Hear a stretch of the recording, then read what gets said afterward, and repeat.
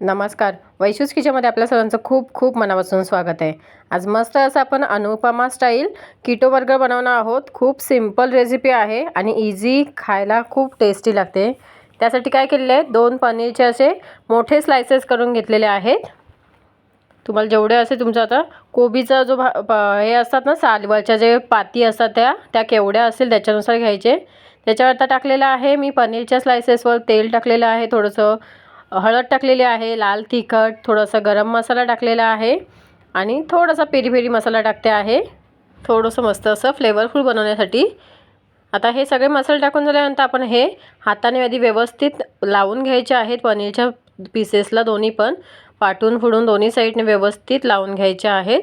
त्यानंतर एका साईडला मी तवाही गरम करायला ठेवलेला आहे, त्याच्यावर आपण मस्त हे फ्राय करून घ्यायचे आहेत, शॅलो फ्राय करून घ्यायचे आहेत.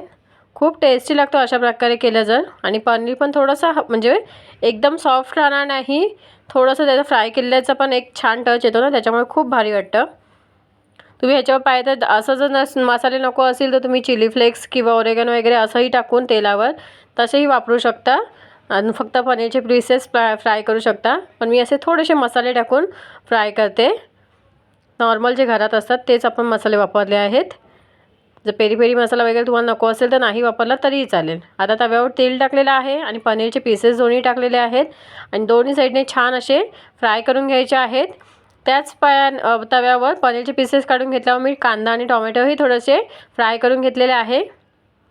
आता एका प्लेटमध्ये कोबीचं एक पान घेतलेलं आहे, म्हणजे दोन्ही पानं घेतलेली आहेत, जो वापरणार आहोत. बर्गरसारखंच आपण हे करणार ना, कीटो बर्गर, त्याच्यामुळे दोन्ही पानं घेतलेली आहेत. त्याच्यामध्ये मेयोनीज टाकलेलं आहे आणि मेयोनीज आपण दोन्ही ह्याच्यावर स्प्रेड करून घ्यायचं आहे व्यवस्थित, पूर्ण पानांना लागेल अशा पद्धतीने.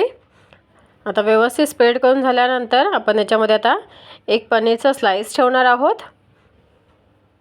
तुम्ही तुमच्या आवडीनुसार भाज्या अरेंज करू शकता. मी इथे एक पनीरचा स्लाइस ठेवते पहिले उभं. त्यानंतर आता त्याच्यावर ठेवणार आहोत फ्राय केलेलाच कांदा टोमॅटो ठेवायचे आहेत. स्लाइसेसमध्ये कट करून थोडंसं फ्राय केलेलं आहे. बाकी याच्यामध्ये काही मसाले वगैरे टाकलेले नाही. पनीरचा जो काही तेलावर मसाला सुटला होता ना, त्याच्यावरच थोडेसे फ्राय केलेले आहेत. त्याच्यामुळे कांदा टोमॅटो थोडे थोडे टाकते त्याच्यावर फ्राय करून झालेले अशा पद्धतीने. आणि त्यानंतर जी दुसरी पनीरची स्लाइस होती ना, ती ठेवायची आहे वरती. आता ही पनीरची स्लाइस ठेवून झाली ना याच्यावर, की त्याच्यावर थोडंसं स्प्रिंकल करते मी इथे मीठ, कारण का मी मीठ टाकायला विसरली होती याच्यामध्ये. जेव्हा पनीरला मॅरिनेट केलं ना आपण वगैरे बाकी सगळे मसाले लावून, त्याच्यावर मीठ टाकायला विसरले, त्यामुळे थोडंसं मीठ स्प्रिंकल करते. कारण का बाकीच्या याच्यात स्वादानुसार पनीर एवढं मिठाचं एवढं आपल्याला गरज लागत नाही, कारण का आपण वरतून टोमॅटो सॉस वगैरे पण लावणार आहोत ना त्यासाठी, म्हणून मी थोडंसं स्प्रिंकल केलेलं आहे. त्यानंतर थोडीशी चिली फ्लेक्स स्प्रिंकल केलेले आहेत, एका छोटा चम्मच भरून, एकदमच छोटा, जो राई जिऱ्यांमध्ये वगैरे असतो ना तसा चम्मच भरून.